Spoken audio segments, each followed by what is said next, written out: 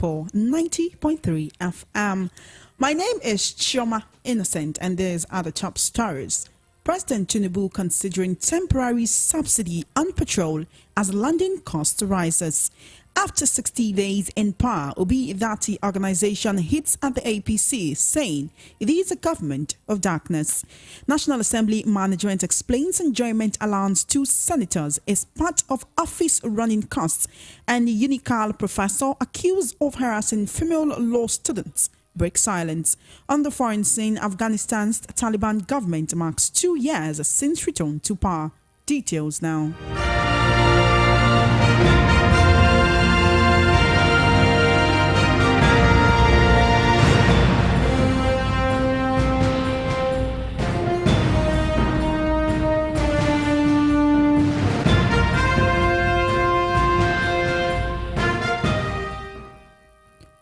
Thank you for staying with us. The World News at 6 begins with reports that the President Bola Tinubu is considering a temporary subsidy on petrol as crude oil prices and foreign exchange rates continue to soar. There is yet no final decision, presidency sources told the cable news platform, but says the proposal is firmly on the table as Nigerians continue to groan under harsh economic realities following the removal of petrol subsidy in May 2023. Already, labor unions have threatened to embark on an indefinite strike if the petrol price further surges. According to a presidential official, the realistic amount of petrol consumed in the country is now known following the removal of subsidy during President Tinubu's inauguration. Hence, the amount spent on subsidy can now be controlled. On Monday, the Nigerian National Petroleum Company Limited (NNPCL) said there are no plans to hike pump prices despite the rise in crude oil prices, landing costs, and the fall in the value of the naira.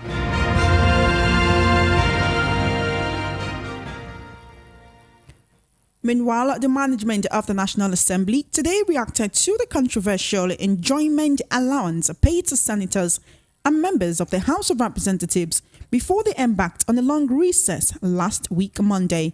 In a statement made available to journalists today, the Secretary of Research and Information, Dr. Ali Umaru, said the said payment to the lawmakers in the upper and lower legislative chambers was mischaracterized, describing such as unfortunate given that the money is part of their statutory running costs of offices. He noted that the 2 million naira is part of the running cost of the office of each senator as provided for in the 2023 budget. Now joining me to discuss this and other issues on the World News at 6 this evening, we have Mr. Awa Omiko of the Sunday Editorial Desk. Good evening, Mr. Omiko.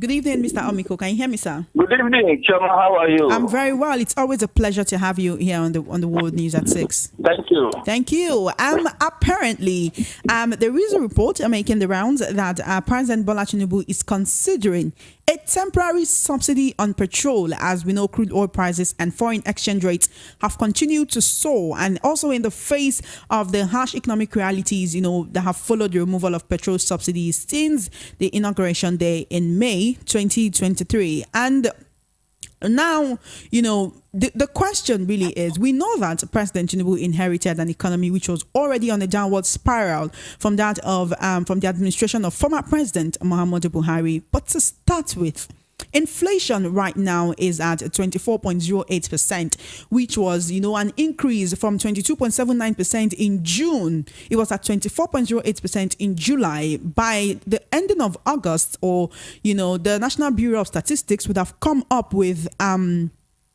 the actual figure of what it is right now in the month of August, with inflation at this. The NLC has also been threatening to strike. They did the one-day strike. They've spoken with the representatives of the government, spoken with the House of Reps, spoken with the National Assembly. But now the NLC has threatened that if there is a further hike in the price of petrol, that this time around they will go on a strike without warning. Why exactly did the president change his mind to now bring this partial subsidy into effect? Is this what should have been done in the beginning? Will this partial subsidy actually retain the current price, or will we still see a significant increase in the petrol price? Really, why didn't the president think of or suggest the partial subsidy before now? Recently in Lagos State, The Lagos State government said as a palliative that transportation cost has now been reduced, that commuters will pay 50%, but this has not been implemented. I'm a commuter myself. This has not been implemented. Instead, people are paying higher amounts. This partial subsidy, is it really going to help us at a time when everything is just being inflated at this point? I'd really love to hear from you, Mr. Omiko. Yes. In the first place, I will start with Mr. President. When the idea of subsidy is actually right, but it was ill-conceived, properly ill-conceived, because he never sat down to actually put the right things in place. The palliatives were not there, other things that should have helped. So cushion the inflation that such policies would create were not there. Because we're seeing it, the inflation is now moving, increasing, and developing. So you probably see that if as it is said in economics, if there's an infinitesimal increase in price, you see that the society, the economy will burst, and people begin to behave in an extraordinary way. Be that as it may, you discover that the reality on ground is beginning to come to the fore. And because these realities are beginning to show up, things he never thought before are beginning to come up, and that is why he has to reconsider or thinking of reconsidering that policy of having a subsidy. It is not that removing inequality is not good, but we are facing an economy which is one-sided, and some of the causes of the problems we have exogenous variables, which is more or less people regard it as imported inflation. Because where it is coming from, those people that are the outside there that are benefiting from it will not let go. And those people that are across the country abroad that are benefiting from it will not let go. So they too have to fight. And this cartel are strong enough that they can do anything to sabotage any government. And part of it is what we are seeing. So, Mr. President, the Nigerians are behind you if only you can do the needful. Go back, retune the policy, and Nigeria will strongly be at your side. There is something wrong in subsidy removal. After it is for our own good, but the only thing, let those palliatives be on ground, and it shall do well with every one of us. And when we begin to talk of Lagos State reducing transport fare, we're in an economy we're in a mixed economy. And in mixed economy, government cannot totally say this is what is going to be and is going to be. How many vehicles have gone on the way for you to be able to check that of a private vehicle, that of private vehicles? No, the number is infinitesimally small. And as a result of that, government has no rights because all these drivers, they don't pay them. If you ask me to reduce my cost of production by 50%, how about other factors of production? How about labor? How about spare parts? How about the road? How about fuel? So you can't just come to say you want to increase transport fare by 50%. It will not work. It is another dream and it's another high-fall policy that will never work. Because those drivers you are meeting are equally facing the theory of demand and supply. If you ask them to reduce their cost of transportation, have you ever reduced the cost of spare parts for them? Are the roads good? How about the money police collect? How about the money the area boys collect? How about the money the uniformed robbers in the streets collect from them, and the one that are uniformed collect from them? You see, how about all those things? It still boils down to the same thing. So instead of them reducing, they will actually be hello. I'm with you, Mr. Omiko. Instead of reducing, you will be increasing the price. So the law of economics is put in place, and that is why when you need to plan with developmental economics. Then you have less than 1 minute. As a bookkeeper, and not just an economist. Our accountant, as a bookkeeper. So don't just sit at one place and say this is how the economy is going to be or is going to go, and it will go that way. No, there are two variables: internal variable and exogenous variables. You must consider these two theories before you begin to embark on anything that involves developmental economics. Okay. Now, actually, Mr. Omiko, you've spoken more than once about the economy and what it has been, and as Nigerians that have been facing these economic challenges, we do know what it has been like in our own. In our own houses, in what we have faced, talking about the economy and the inflation that I said has risen from 22.79% in June this year to about 24% in July. July was last month. Now, this subsidy, this temporary or rather partial subsidy that wants to be introduced. Like I said, the question is, why has it not been introduced before now? Before taking away subsidy wholly, knowing that Nigerians truly depend a lot on the subsidy of so many products to survive. Many Nigerians never knew that petrol could come up to this price as much as 700 naira for a liter. That is the amount that you would once spend on 2, 3, 4 or even 5 liters or more of petrol before now. What impact would this have on the current inflation that we have now? Would it really take inflation lower? This partial subsidy that is about to be introduced. Yes, I'm saying this partial, subsidy that is about to be introduced, would it really bring the inflation rate that we are experiencing in the country right now? Is it going to bring it lower? Is it going to make it easier? Because for many people, for many common Nigerians, they just want to have food to eat. They just want to be able to afford basic necessities. Yes. If really introduced, it's going to have its way, in the sense that it's going to make the oil pump price available and going to make other things, because economic indices just don't work that way. They take time to have their effect. And all this backward movement to suffer now, give us next 6 months. That is when you're still going to see the real thing come to play. I think you, because the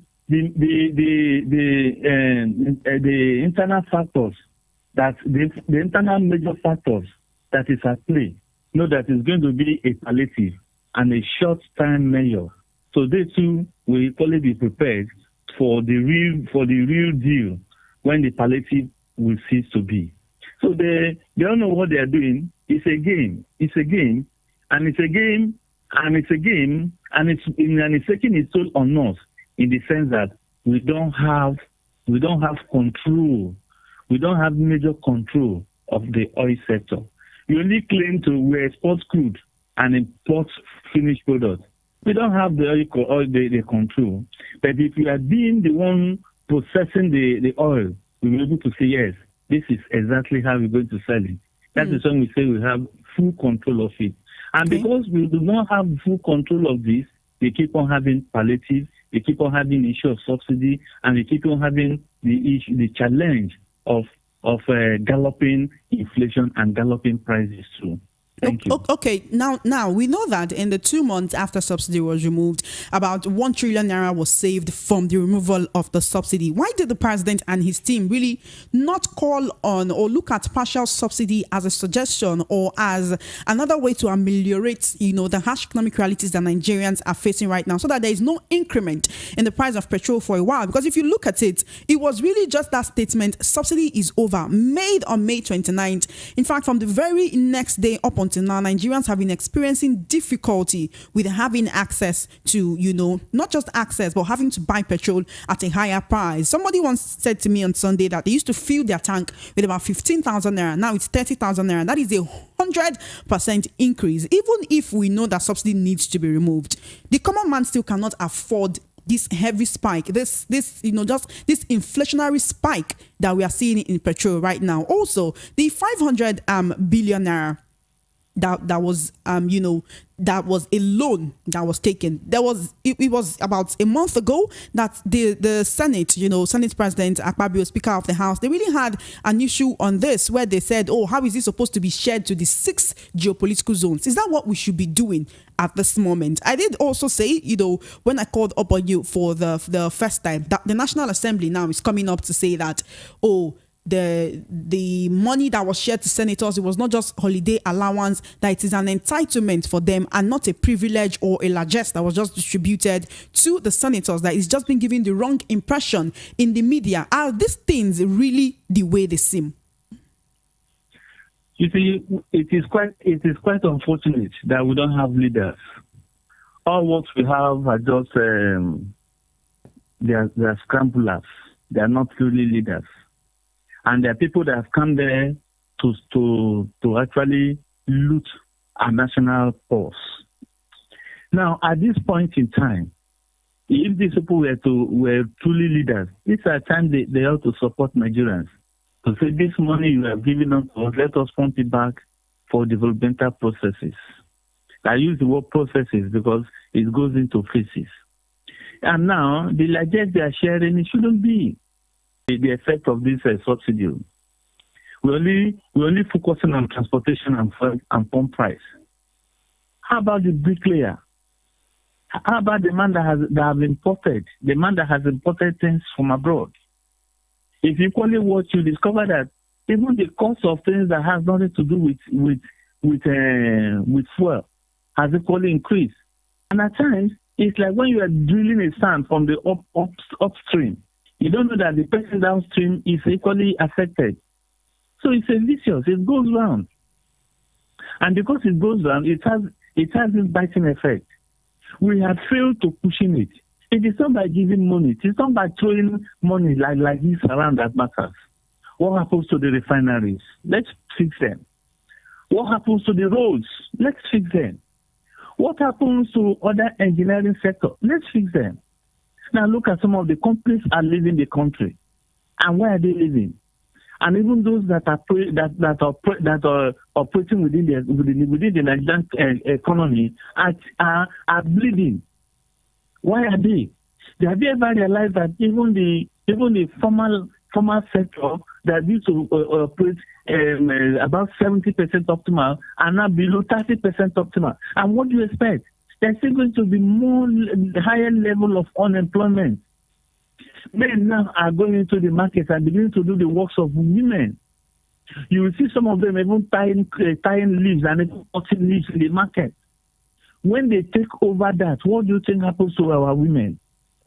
And now in the streets of Lagos, you can see armed robbery is gradually coming up. And they are doing it with impunity, simply because what needs to be done at the national is not tolerable. And that is what we are facing now. What they should have done first is what they are doing now. And when you do it now, you pay the price times 2, times 3, times 4. Because you started seeing it and people are not hardened. And if care is not taken, that is why I said the palliative is just for a very temporary measure. And you will see those that have been perpetuating, that has been sucking us dry, that has been sucking this economy dry, both within and outside, will have a second phase of their evil act. It is an economic policy that there must be there. The cartels will always want to leverage on what is on ground to perpetuate their evil. And what is the evil? We call it evil because we are the receiving end. But to them, it's a way of enriching themselves. And some of those people in government are actually doing that because they fail to know that the Nigerian economy is running an unplanned statement and make unguided statements. And if you are a leader, there are some statements you don't make because the very moment you say it is going to affect the economy. So you have to put things on ground before making such all right, statements. all right. I would really like us to, go into the very next item that we need to talk about. In the meantime, the All Progressives Congress, APC's government, the last 60 days in office have been described as reigns of darkness and deeper darkness. This was contained in a statement on Sunday by the Director General of the Obi-Datti campaign organization, Balogun Akin Oshuntokun. He described the 60 days of President Bola Tinubu and APC government, saying the administration's removal of oil subsidies and the unification of exchange rates was unplanned and ill thought. According to him, it was the government's uncoordinated and confusing policy announcement that caused the exponential increase in the prices of all goods and services, especially food and other basic consumables. He also explained that the policy caused the decline in national savings rate and the erosion of disposable incomes of Nigerians, increasing poverty, insecurity, unimaginable extravagance, and exponential increase in the cost and waste of governance, which they said exemplified with interminable appointments of litany of his foot soldiers. Now, this is, really, it is a lot to say. And what they are saying here is that the APC government is a reign of darkness. It is a government of darkness. This is what the Obi-Datti organization, this was the team that came together to campaign for Peter Obi and Yusuf Datti Baba Ahmed in the presidential elections of February 25. Now, with all this, the question I really need to ask is, are you with me, Mr. Omiko? Oh, yes. In saying this, are they out of turn? Because despite all of this, based on an online investigation newspaper, an expose on Akpabio and Jibrin on redirecting 500 million naira subsidy removal absorption to their personal coffers 2 months, just in 2 months of being on that seat, what really does this spell for President Tinubu's administration at a time like this? And with what Obi-Datti is saying, would they say this is an offhanded or a heavy-handed statement that they are saying? Or can we say that they are really, making a point? Well, they are actually making a point. And it tells me that APC is not aware that there's an opposition. In fact, APC believes they are already in power, nobody acts. And that nobody should check them. Time in the world, I think whatever thing they do, it must be applauded, which isn't true. They are quite right. Why look at the exchange rate to a dollar? Look at the economy. Look at the sharing formula. Look at insecurity, and this security is beginning to take another phase. Of they don't. In fact, I shouldn't even go to the security sector, the army, the soldier, the air force. In fact, we shouldn't even talk about that. It is not all the time settlement. The issue is that you are pushing us back. Somebody the other time said, Buhari used to be better than this. But I don't want to applaud that first statement. That we had wanted something better than a Buhari government. But we had expected that Mr. Tinubu, the technocrat, is a technocrat and be able to act. But he's acting as someone that is afraid. He wants to satisfy all shades of the economy as if somebody is afraid. And somebody said he's acting like this because of his system, because of the way he came in. So whatever may be, it is gradually moving into what the opposition party are saying. It is gradually throwing us into darkness. And if you get to a limit, people will react. And with that reaction, you shouldn't expect that reaction to come before things are done, are put right. Thank you. Thank you so dearly, Mr. Awa Omiko, for joining me on the World News at 6. Thank you.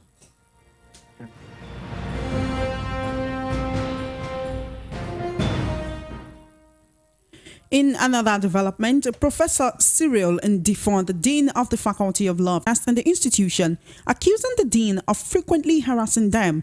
They moved about in groups on the campus late on Monday afternoon, chanting that the Dean must go. President of the Law Students Association of Nigeria, Lawson Unical Branch, Comrade Benedict Otu, led the students in the protest. While in an interview with Cross River Watch, an online platform, the dean who had sworn to pull him down, he described the allegations as barefaced in his image. Professor Ndifong also explained that since he defeated some persons in an election that was keenly contested to emerge as dean of the faculty, he had skipped several booby traps. He explained that the allegations are baselessly masterminded by his distractors, who had vowed to ensure that his image is dragged into the mud just because he won the faculty elections twice. Now on the foreign scene, Afghanistan's Taliban government today marked the second anniversary of their takeover of the country with celebrations and the public holiday, issuing a defiant statement commemorating their surge back to power. Flags of the Islamic Emirate of Afghanistan, which is the name given to the country by its new rulers, fluttered at security checkpoints across the capital. In the 2 years since, Taliban authorities have imposed their strict interpretation of Islam, with women bearing the brunt of laws the United Nations has termed gender apartheid. A statement from the authorities early today hailed a victory that was able to pave the way for the establishment of the Islamic system in Afghanistan. Ahead of the anniversary, Afghan women have expressed fear and despair over the loss aid dried up and sanctions were imposed. The Taliban authorities have pledged that Afghan territory won't be used by foreign militants to stage attacks abroad, but it remains a sticking point. And that is the world news at 6. Just before we wrap up, here are the top stories again. You heard that President Tinubu is considering a temporary subsidy on petrol as London hits at the APC.